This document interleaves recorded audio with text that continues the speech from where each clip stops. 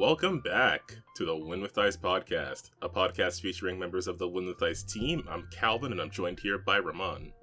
Hey guys, if this is the first time listening to the Win With Dice podcast, this is a podcast all about tabletop RPGs. Calvin and I take a casual approach to the hobby, so on this podcast, we like to keep it pretty freaking casual and just talk about the games that we love and the games that we play and the cool, wonderful people we get to experience the hobby with. If it's your first time kind of hearing about tabletop RPGs or any game that we talk about on the channel, go find some friends and go roll some dice and go have some fun. But if you are a player on someone's table, maybe, show one of these games to your table or jump behind the GM screen of a game that you regularly play. Indeed. So this week, we are catching up with PaizoCon. We are a couple weeks behind, unfortunately. I mean, no, not unfortunately, because we did get to cover Fathomless Gears, and that's a very cool game. But, schedules be scheduling, so we are a couple weeks behind, but we're going to catch up now. Yeah. I mean, it's the problem of having too many cool stuff to talk about and being only human. True. I'm sure we'll be on time for Gen Con, probably. But before we get to all that fun stuff, we have to get to the most important part of the show, the Win With Dice weekly GM tip of the week. Yes, the Win With Dice weekly GM tip of the week, brought to you by me. I mean, I guess it's like a GM tip of the week, but it could also be like more of like a creative tip of the week. Like if you're feeling, frustrated with the thing that you're trying to write, like let's say you're having some writer's block for, GMing, you don't know where your story is going to go, or you don't like where your story is going in the game that you're playing or working on or whatever. It's okay to just walk away from it, take the time, tell your players being like, hey, I need like a month or maybe like a week or maybe a couple of hours. I don't know how long it would take. But as soon as you give yourself permission to say, I'm just going to walk away from this and it's okay. Trust me, it'll all come together way faster than you kind of slamming your face on your keyboard or whatever you're trying to figure out what you're working on. Basically, it's just like give yourself some time and space between the project you're working on and the project will actually, you'll get done faster or get back to the thing that you need or find the secret sauce that you're looking for.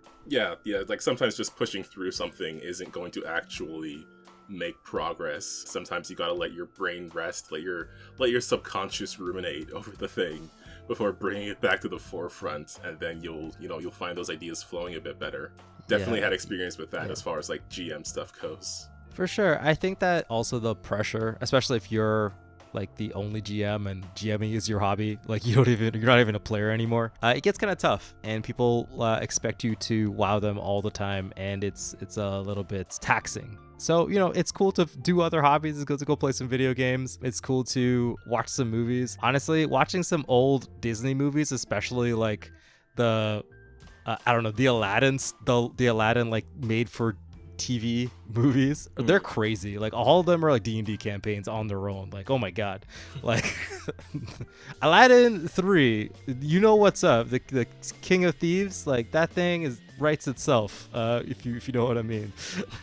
I wonder if I've seen that. I feel like I might have seen that on TV at some point. I'm gonna have to go look back at it. I have not seen it since, like a couple nights ago I watched it with my wife. But it was like wild, and I sat there and I was like, this is someone's D&D campaign I'm looking at right now. And I love it.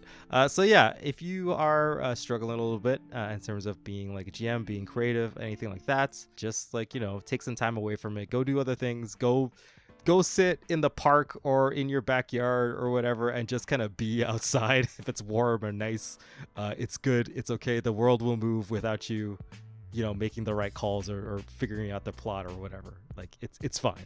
Indeed. The sun comes up and the world still spins, as they say. Yeah. All right. Let's hop into PaizoCon 2025. So as I mentioned, this took place between May 23rd to 26th. There were a number of sales and stuff going on at that time, obviously, that will, for the most part, I believe, at this point are over now by the time you're hearing this. But the actual streams and everything were very interesting. I do want to mention up top that I went through these things at 2x speed and made some notes, but I also borrowed some notes from the write-ups by the Magic Sword on Reddit, who also added a link to the American Library Association page, and you will find that link below in the description. So we'll start off with the keynote, and that's going to be the main thing we focus on, because that's where a lot of the main announcements were. There were other panels on things like the upcoming Starfinder launch, of course, Starfinder Second Edition, and the upcoming new Pathfinder storyline, the Hellfire Crisis. Those had individual panels that we'll get into a bit, but I'm not going to detail every single thing. I do recommend you go check out the Paizo YouTube channel, which I believe by now should have every panel up for viewing. So we start off with the keynote, of course, opened once again by Eric Mona, the publisher and Chief Creative Officer at Paizo. Just started off introducing things, and then we got into Starfinder Second Edition with members of the Starfinder team, in particular Jenny Jarzabski, known mech enjoyer, Mike Kimmel, and Dustin Knight. And of course, because Starfinder Second Edition is launching this year in August, there was a lot to talk about. The Galaxy Guide is already out, and I think we'll probably cover that pretty soon. It has details on the Starfinder setting, it's got Pathfinder Second Edition compatible rules,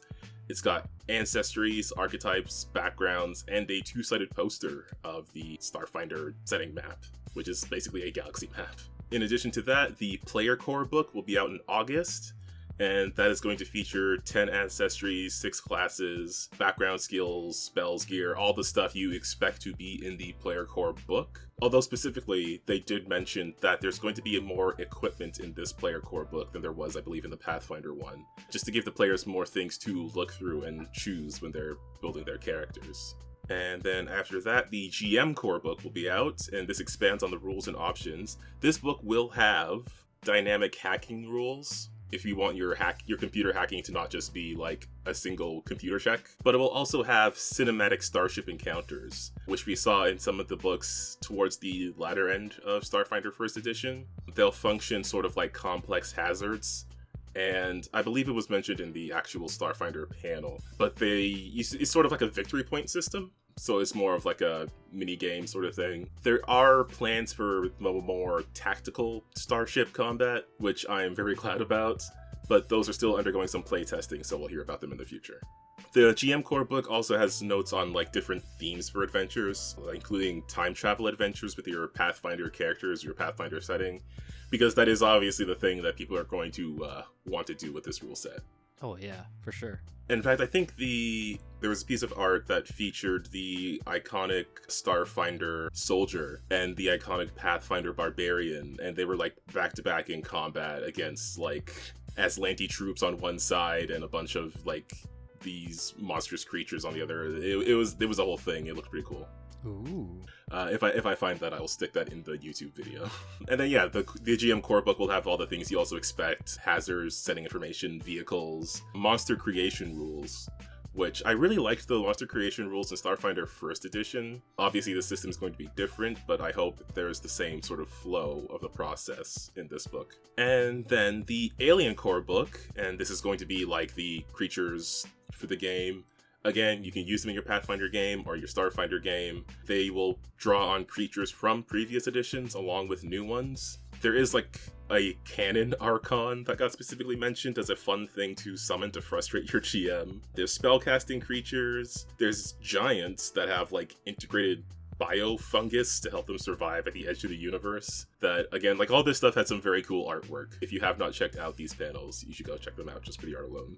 In addition, there are some new adventures coming up. Murder in Metal City. This one got talked about a lot because this is more of like a box set for Starfinder. It's sort of like the beginner box, but with a little more, it's like a bit more intermediate, I guess. The game is for first level characters and finishes at second level. It's self-contained, but it will touch on different like themes and ideas that you'll see in other stories. And there is a pre-gen for each class. There's more details on it in the actual Starfinder panel, but it's essentially like a beginner box, but with more additions to it that's meant to be like you're able to run the game with just that box. And the story itself is a murder mystery set on the machine planet of Avalon, which has a bunch of like sentient machine beings like SROs. And Ramad, ages ago when we played Starfinder, you had played one of these guys in our home game. Oh, I did really love being a little robot guy. Well, I guess he wasn't little. He was just a big robot guy. I guess, what was he like? He was like the droid from, what was that movie? That Star Wars movie. Oh, from Solo, I think. Like the one that had like from Solo, where the circular head, because you described like their head being like this circular shape that could turn their eyes like all the way around. Yeah, it was like super sassy. Yes. Yeah, that was fun times. And yeah, so there's a murder mystery on this machine world, and a bunch of stuff to help you as the GM like track what players know and track all the details of that murder mystery. The other new adventure, which will be out in October in time for Halloween, is Guilt of the Grave World. This is a level 1 to 5 adventure. It features Zoe, a very popular and iconic NPC from the Starfinder setting, like this undead celebrity who is the announcer for all these like death games that exist on the planet of Eox. We actually get into his backstory in this adventure, as well as dealing with the Corpse Fleet, which is a fleet of undead supremacists. And this will touch on some starship combat as well. And comes with new character options and ancestries and all that fun stuff. So if you want to play like a sort of undead space character, this adventure will have options for that. There are also some accessories for Starfinder, like the Infinity Deck, which is a actual deck of cards with different suits, and it'll come with rules for different games. But you can also use them to like play your own games within Starfinder. Like the Infinity Deck is an item that exists in-game, but it's also a physical set of cards you can buy. And when you run card games that exist in Starfinder, like you can in the Metal City Adventure, you can use this deck instead and just play these games at the table. That's super sick. I like that. It's just like, here, we could just do it. Yeah. like, oh, your characters can just play poker. Like, exactly. The cards looked pretty cool, and I know, like, I've done a bunch of card games in my own games. I know I did a card game in our Starfinder campaign that we recorded about 1 million years ago. 1 billion years ago. So yeah, now you can actually just do that with a real deck of cards. The books, of course, will have Foundry support, and there is, I don't know if this was mentioned before, because this was very new to me, there is a Starfinder novel, finally. Or at least one that will be coming up, in addition to all the Pathfinder novels that exist. Era of the Eclipse by Tim Pratt, who has written other Pathfinder novels. This will be about what happens immediately after the Gap. And for people who might not know, the Gap is an event in the Starfinder setting. It's basically the beginning of the Starfinder setting, where... That's a big deal. Yeah. Like, what? Yeah. Like the entire universe has its memory wiped of a period of time that they don't know how long it was or what happened during that period of time. It's just a completely blank slate. People wake up to these lives, some of them not knowing where they came from or how they got there necessarily. The planet of Galarian is gone. Some people don't even know it exists, or I think most people don't even know it exists. And in its place is instead just this massive space station. And yeah, the story deals with what takes place immediately after that fact. It goes into the origins of the Starfinder Society, the rise of the Hell Knights, features some iconic Starfinder characters, and it will be out in August at the launch of the game. And that's the cool Starfinder stuff. But the Pathfinder stuff, there is a whole bunch going on there. This was covered by members of the Pathfinder team, Jason Keeley, Michelle Kim, and Logan Bonner. And they got into talking about the upcoming Battlecry book, which people may recall had a playtest a few months ago for the Commander and Guardian classes that looked pretty cool. That book will be out in August, around Gen Con, and it features a new ancestry, the Jotunborn, which are like these very tall, bluish dudes. Ooh, I love it when the bloods are... the bloods. Yeah, those bloods. We love a good blood. We love a good blood. Yeah, I feel like when people get tall, they get blue for some reason. It's because the air's thinner up there. Oh, yes. That's right.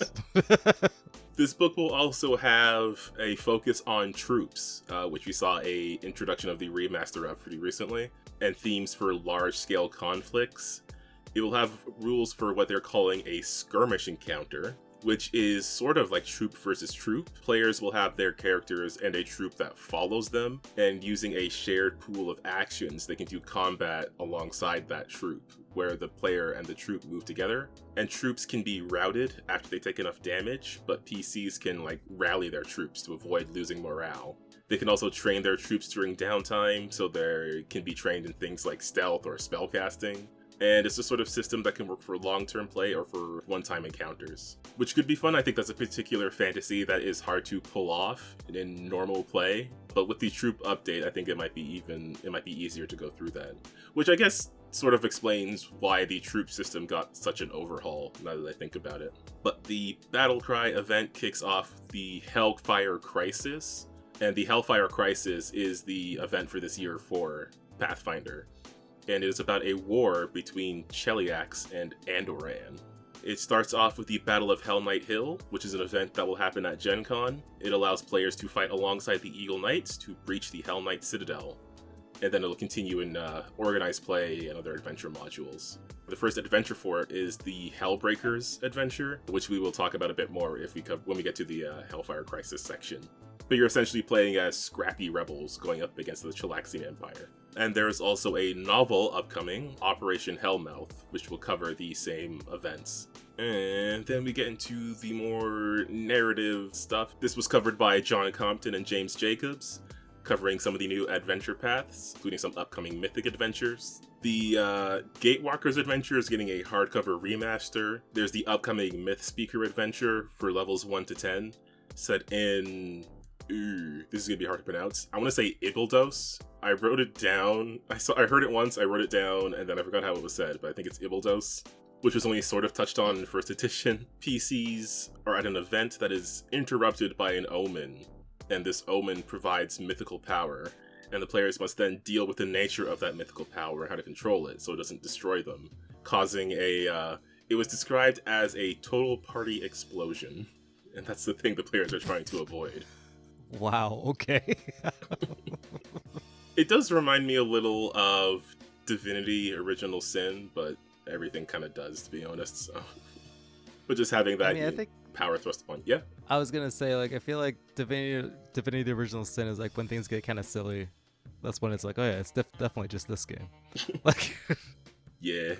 I might enjoy this adventure. I might have to check it out. In addition, there is Pathfinder Game Night, which is sort of like an adventure in a box. It's like a handful of one-night adventures that don't require other books.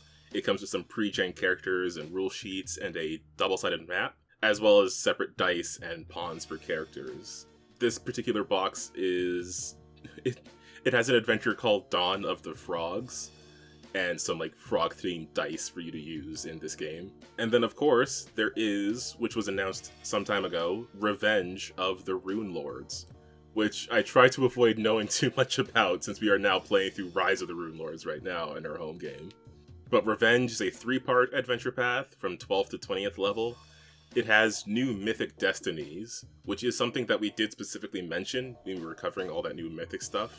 And it features, so this I don't know the context of, and they didn't drop a name, but it features the toughest Rune Lord that people had not gotten to face before. And I don't know what that means, because I don't want to spoil too much about our own home game, but Ramon, I'm sure that means something. the toughest Rune Lord, eh? That people had not Trying gotten to think. to face I mean, before. I think I have to go back to the books, but yeah, I have to check which ones you guys haven't even seen. But anyway, no spoilers.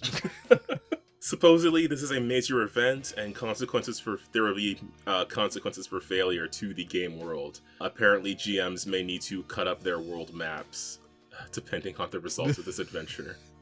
Yeah, I love that. So, yeah, I don't know what's going to happen there, but a lot to look forward to for people who are, more in the know. And then from there, we get into Rules and Lore with Luis Loza and Eleanor Farron, talking about the stuff coming up in the Lost Omens line. Lost Omens being like the Pathfinder lore line, basically. The first book of the year, Rival Academies, is already out. The upcoming book, Lost Omens Shining Kingdoms, will be out soon. And this is like a more high fantasy sort of book. It covers 6 different nations in the Galarian setting, going into their details and history.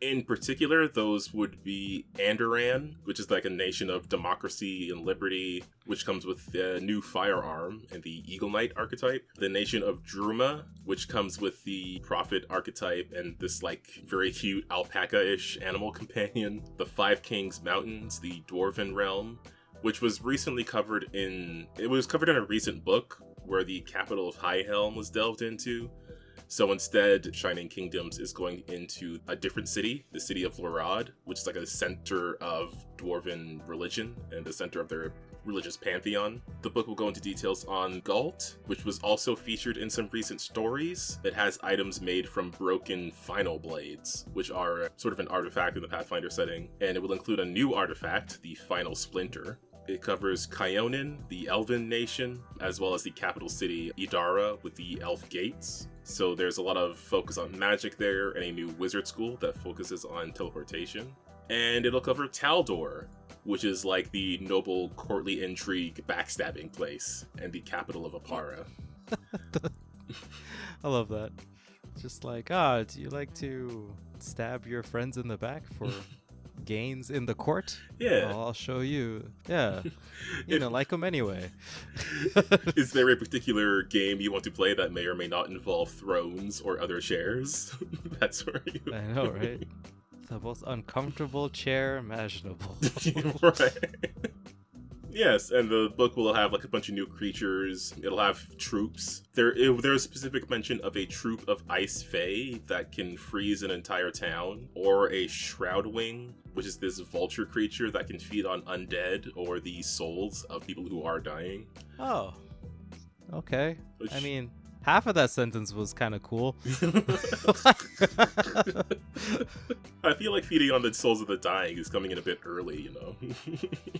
Yeah, I was like, oh, chill out, dude. Like, give me a minute. Also in July, the Shining Kingdoms map archive. It'll be a bunch of like fold-out posters that'll have the nation maps on one side and the capital city maps on the other side, and then a map of the Shining Kingdoms region that's labeled on one side and then blank on the other side for people who want to go in and make their own labels of whatever they happen to do. And then in fall 2025, we'll see the release of Lost Omens Draconic Codex. And this is basically Monster Core, but only dragons. Maybe some kobolds. It'll have remasters of first edition dragons. You'll have your magma dragons that burrow through magma because it's too thick to actually swim through. So technically the magma dragons have a burrow speed. You have Delight Dragons, which are like chaotic and playful, and were originally called Havoc Dragons, but they got some good PR. There is the very cool looking Barrage Dragon that shoots magic missiles from the cannons on its body and has like metal ball bearings roiling under its skin. What? It's just a tank? Yeah, it's a dragon. With wings? Yeah. It's a dragon with cannons. Oh, okay, cool. Yeah, this moment also stood out for me because Eleanor Farron was specifically like, who doesn't want to shoot their players with missiles? And now you don't even have to play Lancer to do it. I mean, take that, Tom Bloom. Even though, yeah, I mean, you should still play Lancer, but yes, that was very funny. Yeah, you can't be the coolest TTRPG person out there anymore. We have cannons at home. This book will also introduce archdragons, which previously only were just mentioned, but these are like the oldest and most powerful category of dragons. I wasn't sure if archdragon would just be like a template you can throw on, right? But when the book is out, then I guess we'll see. It just says kill one player. Like 3 actions. That's it. Archdragon, we did it. Like my kind of dragon. Yeah, simple, easy to use, no big flashiness, just dead. Like, just delete. And then from there, we get into Pathfinder games, which is like all the board games and stuff. This was covered by Eleanor Farron, Michelle Kim, and Joe Piscini. And specifically, they covered the release of the Pathfinder Monster Match board game. It's a board game that is also a dating sim video game. Okay. I mean, I think that's actually of the times right now. True. Gaming is basically this, but sometimes you shoot people. Yeah. Like every game is just a dating sim, and then sometimes you shoot somebody. Like that's accurate. See, now I just want to play Mass Effect again because that's exactly what it is. Well, yeah. I feel like it's a little bit more shooting, a little bit less the dating sim like people want. So I think that maybe this one has a little bit of not the way I play it. Anyway, tell us about the thing. It's for 2 to 4 get us out of players. You essentially take monsters on dates, give them gifts, and build relationships the way you would in a dating sim. Players can compete over the same NPC, so that can, who knows how that could go. I'll put up some of the images of it, but the specific characters that got mentioned, there was a genie, a vampire, and an ooze that you could romance. Oh, nice. Ooze? Nice. All right. And the tagline for the game is turn your adversaries into admirers. You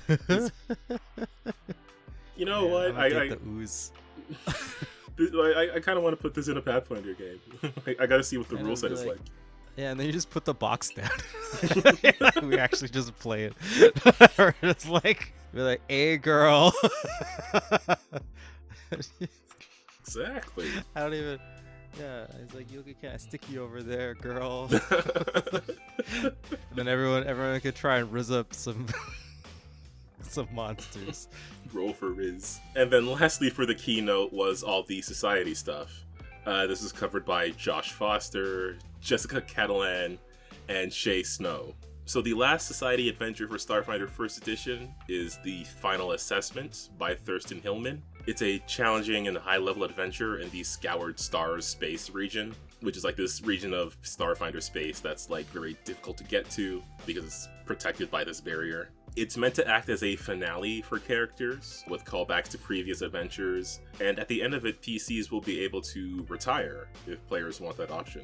And then Starfinder Second Edition Society will kick off with the season of Invasion's Edge, and that starts with The Wreck of the Returned, an adventure that has a massive starship that crashes on the planet of Akaton, and releases a bunch of weird-looking robots and strange magic, and that just... because it's a Starfinder setting, that's just going to cause a whole bunch of problems. The season for Pathfinder Society this year is Year of Battle Spark, which is going to cover a lot of the Battlecry stuff. It starts off with Heart of the City, and then other adventures, What Walks Again, and I believe it was called A Foot in the Door, which is a society adventure set in Ibildos. And then, again, there was mention of the Battle for Hell Knight Hill, this Gen Con event that I kind of wish I could go to, but it has players controlling the Andoran army and they're fighting the Chilaxian forces using rules from the Battlecry book. And then as well was mentioned Devil in the Details, a level 7 to 10 Gen Con scenario that deal with Chilaxian devils and a super weapon left over by God's Reign that leads into the Hellfire Crisis. And as well, I didn't get a name for this one, but there is an all-ages Pathfinder Society quest related to the Draconic Codex. There's one where you help out a dragon, and of course, there's one where you have to fight a dragon. And those were the main announcements for the keynote. Again, there were a ton of other panels. I'm going to get into the Starfinder one, and then we'll talk about Hellfire Crisis for a bit, and then I think that's pretty much everything. I don't have all the... I didn't put everything together here because then this episode would be like 10 hours long. So I do recommend people go ahead and check out these panels for themselves. There were also a bunch of actual plays for PaizoCon, if people are interested in that. The cast of Rock Grind, who have been doing like their own Pathfinder stuff on the Narrative Declaration channel, they played a one-shot. There was a sneak preview of a Kingmaker actual play by the Gallant Goblin channel. And there was a Starfinder one-shot run by Jenny Jarzabski that had Christina Ariel, B. Dave Walters, Alyssa Teague, and Mark Meir, the voice of Commander Shepard, who played a character called Commander Goatherd, which was... That's pretty good. Yeah, so people should go definitely check out those other panels and videos. But yeah, let's cover the Starfinder stuff, because I'm sure that is something that people are very curious about. The Starfinder Launch Map, this was covered by Jenny Jarzabski and Thurston Hillman. I'll just get into the release schedule. May, of course, Galaxy Guide is already out. August, the Player Core will be out. The Murder in Metal City Deluxe Adventure, Era of the Eclipse novel, and the Infinity Deck. In September, the GM Core will be out. There is a flip map of a garage interior that'll be out, and the character folios. October, the Guilt of the Grave World Adventure. In November, the Alien Core book, and then a new GM screen and more flip mats. So Galaxy Guide, again, that's already out. You can go check that out. It's got Xeno Druids. It's dedication, so you can play a druid that is also a Xeno Druid. The player core book has all the equipment instead of it being in GM core, along with different mechanical updates for the game. Weapons do more damage than in the original playtest. And there's updates. There's, again, they did the playtest, they got all their notes, they put everything together, they made a great game. Like was mentioned before, Murder in the Metal City.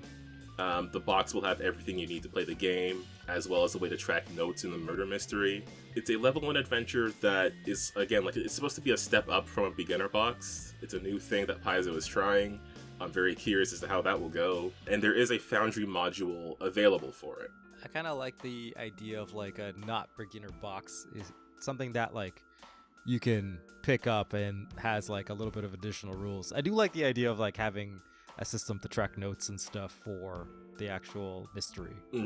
I'm very curious about that because I've done mysteries and I've had to keep it pretty simple, so I'm kind of curious what they have here. Yeah, I've tried and I failed, so maybe this is it. Yeah, solve all my problems. That would be cool. I think this was mentioned in the Q&A, but there are plans for a beginner box in the future. And yeah, there's the Infinity deck, a deck of cards. It has 4 different suits. It comes with rules for 5 different games. And again, you just play your Starfinder games in real life. Then there is the GM core book. This is the book that's going to have the cinematic starship combat. It'll have scenes that act as encounters. So you'll be doing something like scanning a dying sun, and then you have to deal with whatever dangers come from that, like creatures from the fire plane, or an asteroid ambush, where you might get ambushed in an asteroid field. And then again, it will use more of a victory point system to get through that. There's expanded hacking, so your hacking can be done with these virtual avatars in a digital mindscape, instead of, again, just that single roll. But if you want to do that single roll, of course, that still works. Oh, that sounds like Cyberpunk. Yeah. We've been playing Cyberpunk lately, actually, so I was like, wait a minute.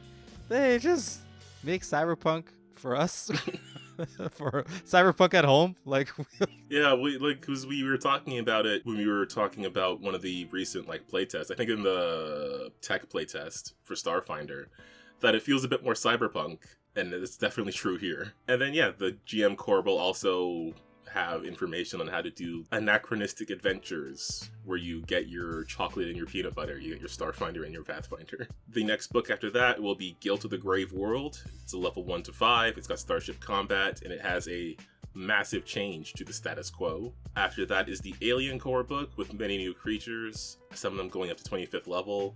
I didn't make notes on every specific thing with this one because, again, I think people should also go check out these panels, but there are a whole lot of creatures in there, including the kaiju creatures from Mechageddon, if people remember that from near the tail end of Starfinder First Edition. Those creatures will function more like hazards because mechs aren't available yet. Again, there are known Lancer and mech enjoyers in the Paizo sphere, so I'm not too worried about that. I'm sure that's coming. Yeah, honestly, I feel like they're just looking at all the cool stuff and be like, we can have this at home. Yeah, this is. We can do that here. Which, I mean, sci-fi and mecha, nobody owns any of this, right? It's just kind of like a joke. But I really like that. I really like the fact that, we can play Pathfinder and still just have mechs. We don't have to get a new system. I mean, sometimes you want to play Pathfinder. Sometimes you want to play Lancer.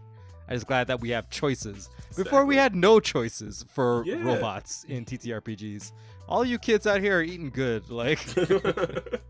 Back in my day, all we had was swords and dorks. That's it.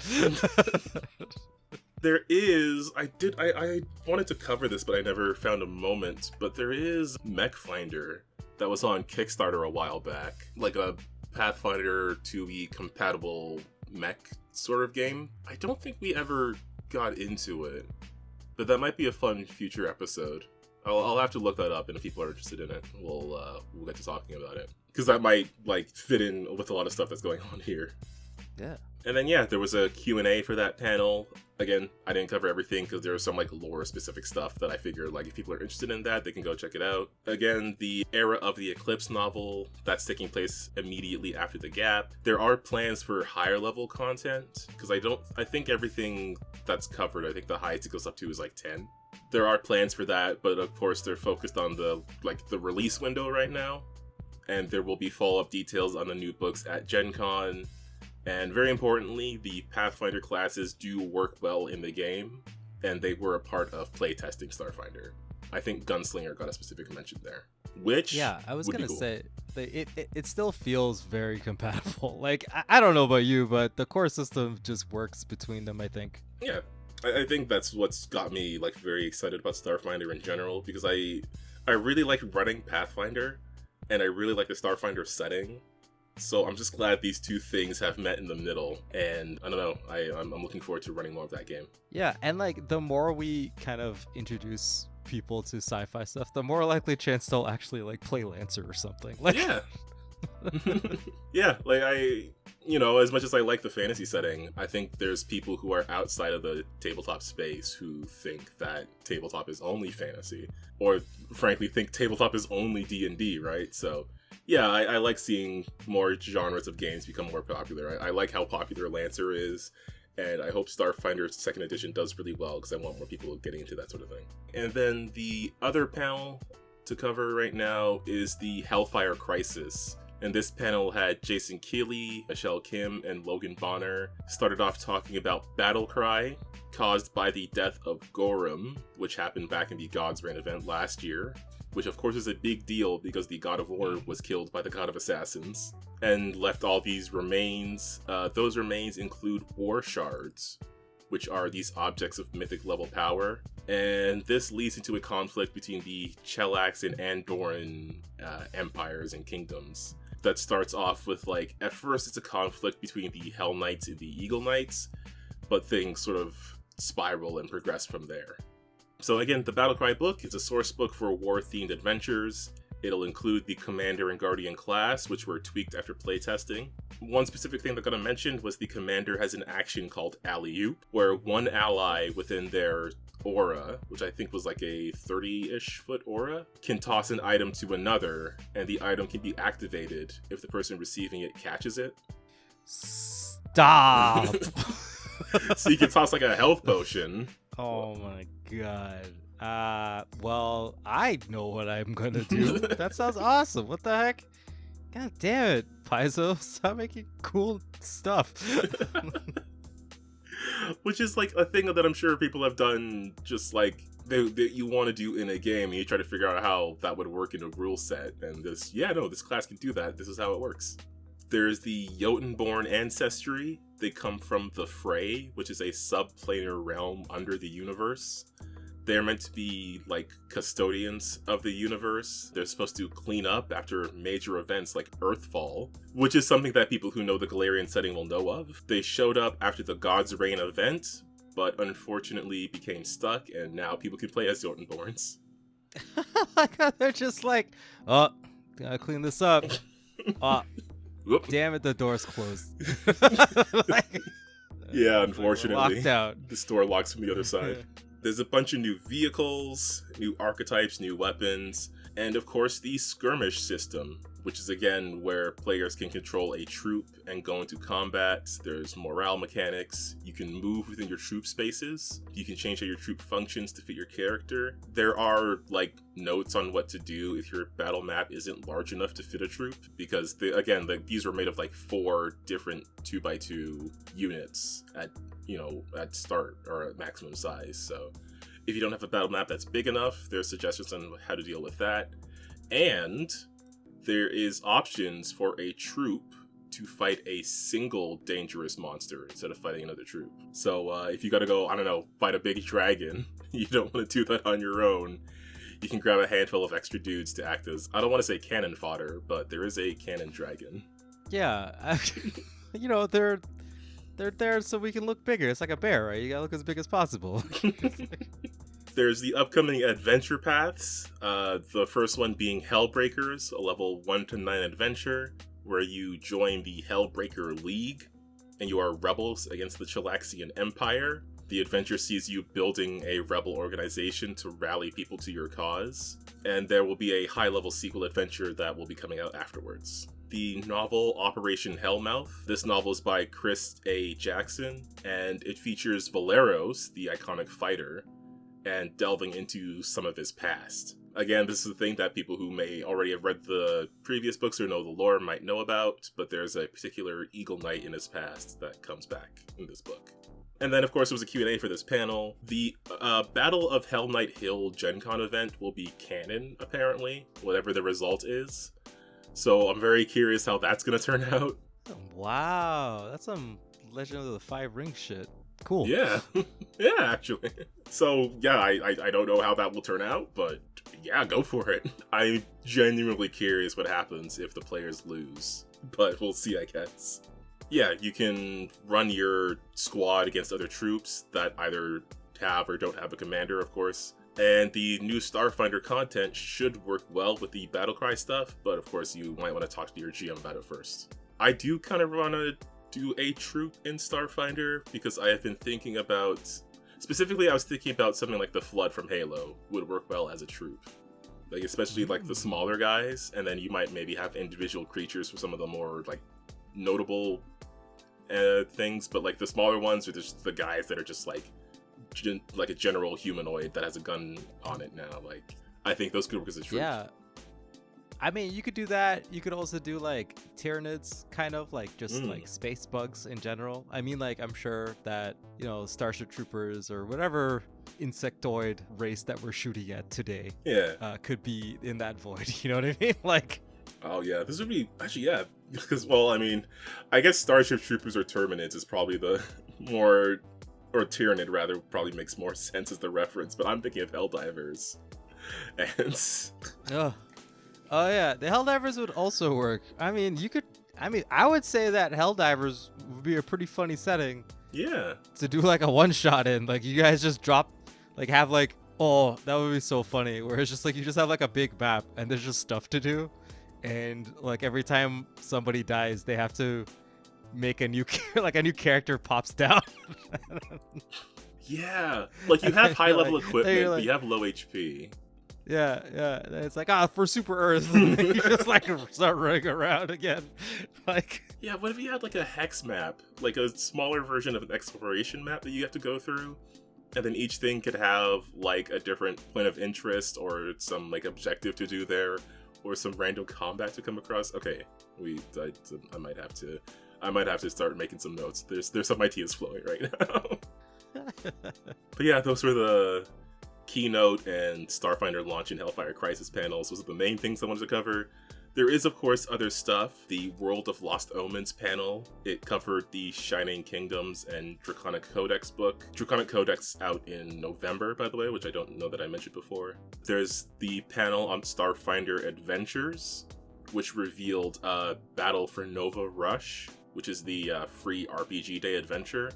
It's a first level adventure that introduces the new iconic starship, the Nova Rush. You start off being captured by pirates, and then your escape attempt is interrupted by the corpse fleet, because that's just a regular day in Starfinder. There's the Murder in Metal City adventure, again, that has your pre-gens for Murder Mystery, that starts off with this holographic message. It's a little bit iRobot.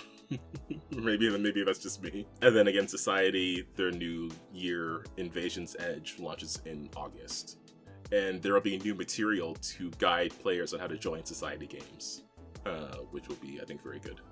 Nice. There's like a ton of other panels. There's an organized play panel, of course. There's panels for demi-playing and digital tools. There was a panel on mini painting, and there was a panel on bringing romance into games, which I'm sure was the new board game. I'm sure was very relevant to that as well.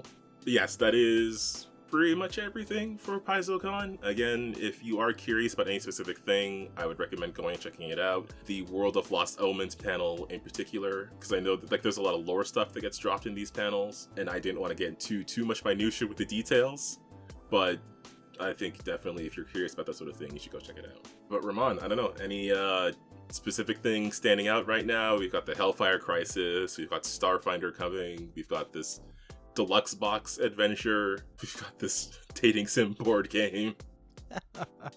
I don't know, there's a lot, and I think at least every time we talk about Paizo stuff, it's always impressive. Like, I don't know, I'm just glad that I've been playing Pathfinder for years now. I mean, I think most of my life, getting close to over half. Yeah, wow. As like, time moves ever on forward. So it's kind of cool to see the company grow and, the stuff that they're producing get just cooler and like better and like, I guess, separated from, the D&D of the world. I think we talk about a lot of games. There's a lot of cool indie TTRPG games, but I think even though Pathfinder, I think, is more of I would say genre staple at this point, right? Like of the TTRPG space, and remembering when it became like the cool indie alt thing that you could have done back in the day was like, actually we play Pathfinder, like that fucking statement we all use. It's cool to see them, I don't know, just get good. Like it feels cool that I can always have a good time with Pathfinder, and it's pretty reliable, and they're coming out with new stuff, and I hope that they continue to do that. And I'm excited for like all of it. Actually, there's nothing that didn't make me want to do something as a GM or run something or get me excited as being like a player. Yeah, no, you're absolutely right there. It is cool to see like where Pathfinder is now, and just like think about, I don't know, if some of these indie games you've talked about, where they could be in the next 10, 20 years. But yeah, no, all this stuff is very exciting. Like, I've definitely been wanting a Starfinder novel, and the fact that it's covering this particular time period, I think is going to be very cool. The new classes for Pathfinder seem cool. Of course, the Starfinder launch. I gotta work on the, what should it be called? Stardivers. Yeah, that sounds cool. Stardivers. Yeah. But yeah, no, all this stuff is very exciting. I'm looking forward to it, and I hope other people are very excited about this news, because if you're into Pathfinder, if you're into Starfinder, you're going to be very interested in this. If not, it seems like there's going to be a lot of ways to onboard people into these games, either through society or through their boxes or anything else like that. But I believe that's going to do it for the episode. Thanks a ton, everybody out there, for swinging by, hanging out, and listening to this. There will be a link below to the Paizo YouTube channel where you can find a playlist of all these panels.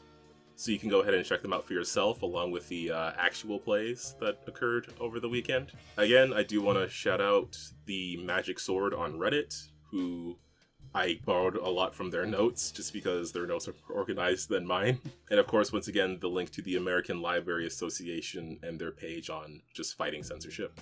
As well, if you look below, there are a bunch of links to other writers and creators we've talked to about a bunch of different games, a bunch of Lancer third-party writers. So go ahead and check out all their other work if you're interested in playing different games, or if you want to expand on your Lancer game. As for this channel, I'm trying to get the live streams going again.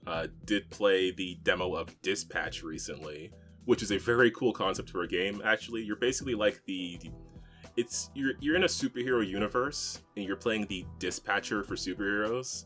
So you have to choose who goes where and who handles what task. But it's also made by a bunch of people who were at the Telltale studio before, who did like The Wolf Among Us and Walking Dead and all that.